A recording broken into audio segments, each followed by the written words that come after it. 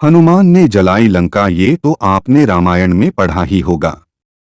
जब रावण ने हनुमान जी की पूंछ में आग लगा दी थी तो हनुमान जी रावण की कैद से निकलकर पूरे लंका में घूमने लगे और उन्होंने रावण के महल से लेकर पूरी सोने की लंका को धू धू कर जला डाला था। पूरी लंका के दो स्थान जिसको हनुमान जी ने नहीं जलाया, हनुमान जी ने ऐसा क्यों किया था और क्यों उन्होंने पूरी लंका में सिर्फ इन दो स्थानों को छोड़कर हर एक घर को जला डाला था, ये कथा हमें कई राम कथाओं में मिलती है। राम कथाओं के अनुसार हनुमान जी ने लंका के जिन दो स्थानों को नहीं जलाया था उसमें पहला स्थान तो अशोक वाटिका थी। यह वही अशोक वाटिका थी जहां रावण ने मां सीता को कैद कर रखा था। अब जहां मां सीता रहती वहां वो कैसे आग लगा सकते थे? कुछ राम कथाओं के अनुसार हनुमान जी ने अशोक वाटिका में अपनी पूंछ से आग नहीं लगाई थी।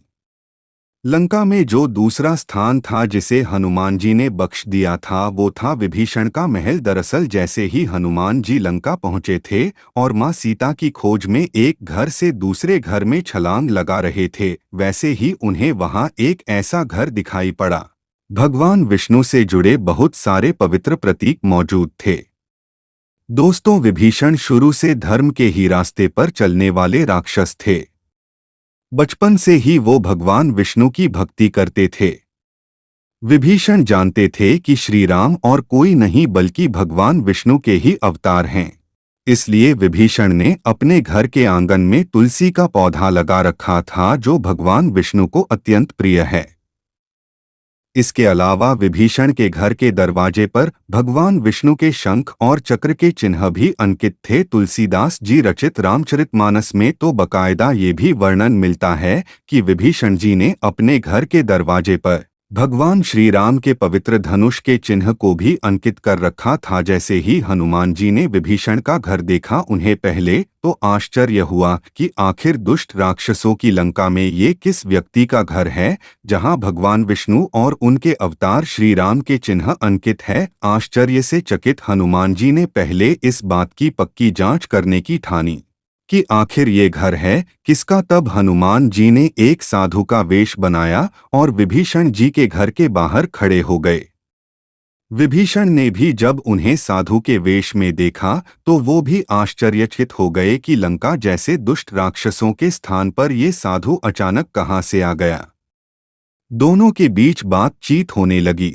विभीषण जी ने पहले अपना परिचय बताया और ये भी बताया कि वो किन हालातों में अपने दुष्ट भाई रावण की लंका में मजबूरी से रह रहे हैं। विभीषण ने कहा कि काश श्री राम के पास उन्हें भी जाने का मौका मिलता तो वो श्री राम की शरण में चले जाते। जब हनुमान जी को विश्वास हो गया कि विभीषण सच में एक अच्छे राक्षस हैं, तो उन्होंने अपना साधु वाला रूप त्याग दिया और वो अपने असली रूप में आ गए। हनुमान जी और विभीषण के बीच दोस्ती हो गई। विभीषण ने ही हनुमान जी को मां सीता के बारे में बताया। विभीषण ने ही मां सीता का पता भी बताया। विभीषण के बताने के बाद ही हनुमान जी अशोक वाटिका जाते हैं और वहां मां सीता के दर्शन कर उन्हें प्रभु श्री राम का संदेश देते हैं। चूंकि विभीषण जी भी श्री राम के भक्त थे और उन्होंने ही हनुमान जी को मां सीता का पता बताया था, इसलिए जब रावण ने हनुमान जी की पूंछ में आग लगवाई तो हनुमान जी ने रावण के महल को पूरी तरह से जला दिया, मेघनाद के घर को भी जलाकर नष्ट कर दिया। लेकिन जब उन्हें विभीषण का घर दिखाई दिया तो उन्होंने राम भक्त विभीषण के घर को छोड़ दिया और वापस श्री राम के पास लौट गए। हालांकि वाल्मीकि रामायण में ऐसी कोई कथा नहीं मिलती है।